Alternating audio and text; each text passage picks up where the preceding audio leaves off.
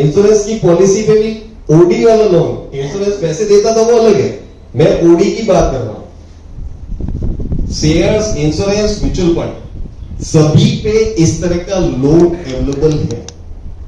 अपने को सिर्फ वो डॉक्यूमेंट्स देने हैं, उसके बेस पे वो लिमिट बनाएंगे और एक अकाउंट खोल के आपको पैसा दे देंगे। आपको जितना जरूरत है उतना काम में लीजिए और बाकी जब पैसा आ जाए उसमें डाल दीजिए, आपका इंटरेस्ट नहीं लगेगा। तो बहुत सारी मेरे ख्याल से काम की चीजें आप लोगों को ग्रिप में आई होगी। टाइम काफी हो चुका है, 8:30। अगर 10-5 मिनट चला है तो चलेगा। इसमें मैं आप लोगों से ही कोई क्वेश्चन करना चाहूंगा, उसके जवाब दूंगा। सबसे पहले आपके क्वेश्चन का जवाब दूंगा। आप कुछ फरमा रहे थे साहब, यूटीआई का समथिंग जो भी है, यही से शुरू करते हैं। सीनियर सिटीजन से बढ़िया है ना। तो जैसा आपने कहा सर, यूटीआई की एक्स स्कीम, मैं उसके बाद में भी जा रहा हूं।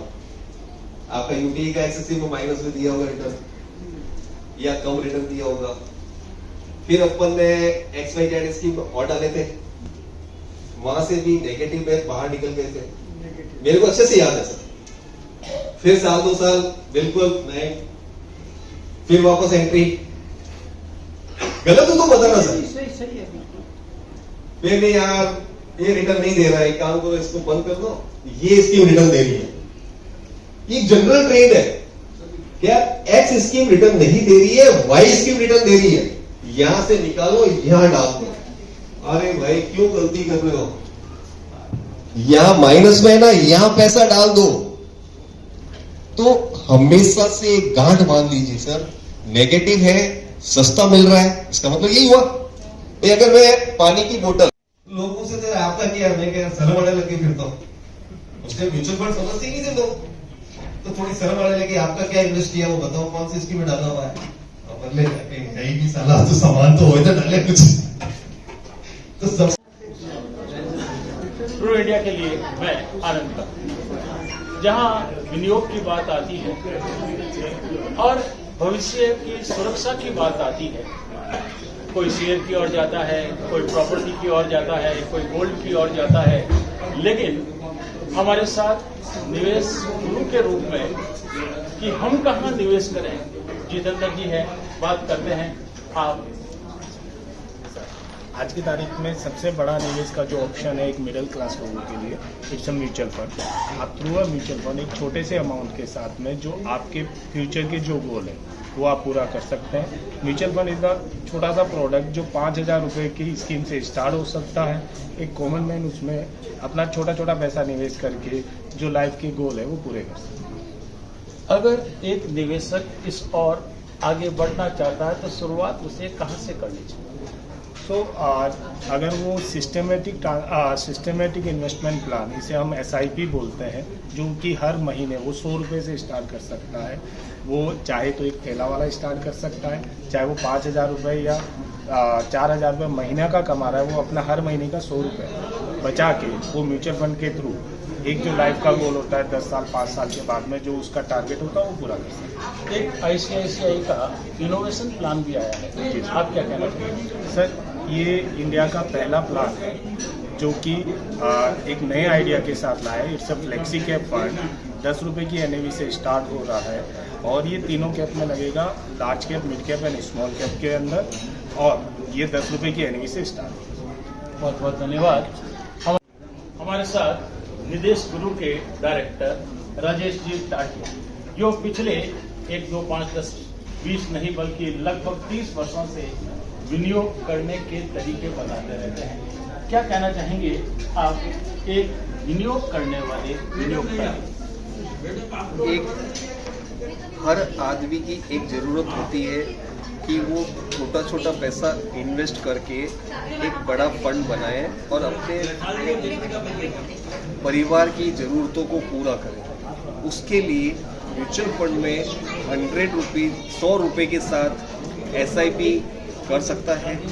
हर छोटे से छोटा निवेशक इसमें इन्वेस्ट कर सकता है और अपने लाइफ के गोल, अपने परिवार के गोल को पूरा कर सकता है।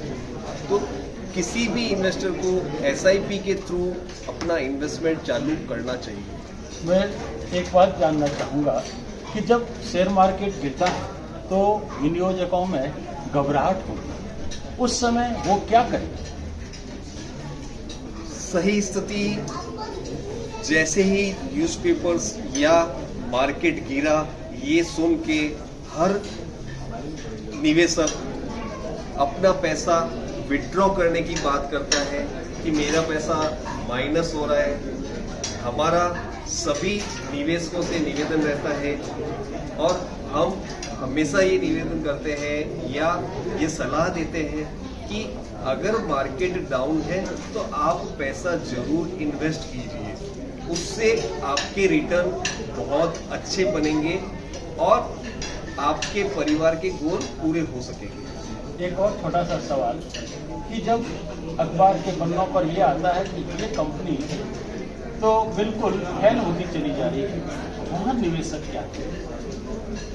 ये अक्सर शेयर्स के मामले में ऐसा आता है कि भाई 100 कंपनी में ये प्रॉब्लम्स के कारण से उसके शेयर के प्राइस 20%, 30%, 50%, 60% गिर गए।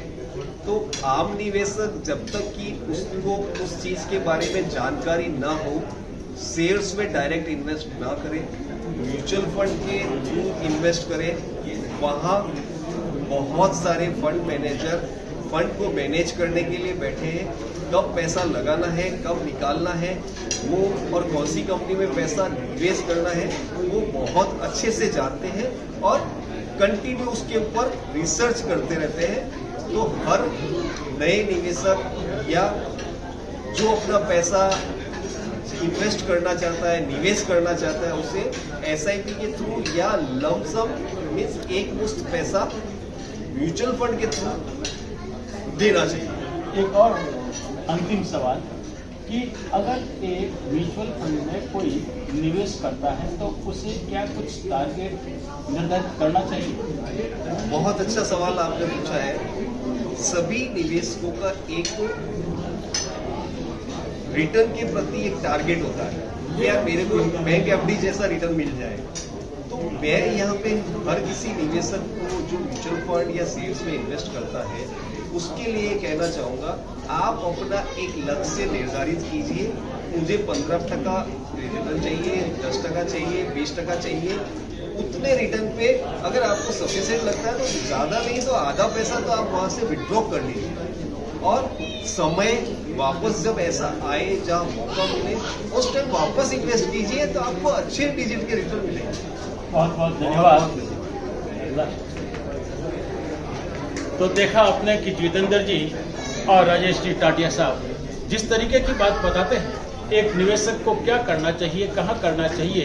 शेयर से अगर दूर रहता है तो बहुत अच्छी बात है, उसको सिस्टमेटिक इन्वेस्टमेंट प्लान जहाँ निवेशक को सोचने की जरूरत नहीं बल्कि उसके निवेश को कहाँ लगाना है, अलग अलग तरीके की परिस्थितियों के साथ उसे निवेश करने के लिए मौके दिए जाते हैं। और आज एक निवेशक अपने आप को जब मार्केट टूट रहा है उस समय और आगे लाता है तो निश्चित है कि वो कभी पीछे नहीं रह सकता। आने वाला समय भविष्य को ध्यान में रख करके रखना होता है, इसलिए हर निवेशक वो करे जो म्यूचुअल फंड जाता है और एक टारगेट निश्चित करे और उसके बाद उससे निकल जाना। मैं प्रो इंडिया के लिए आनंद।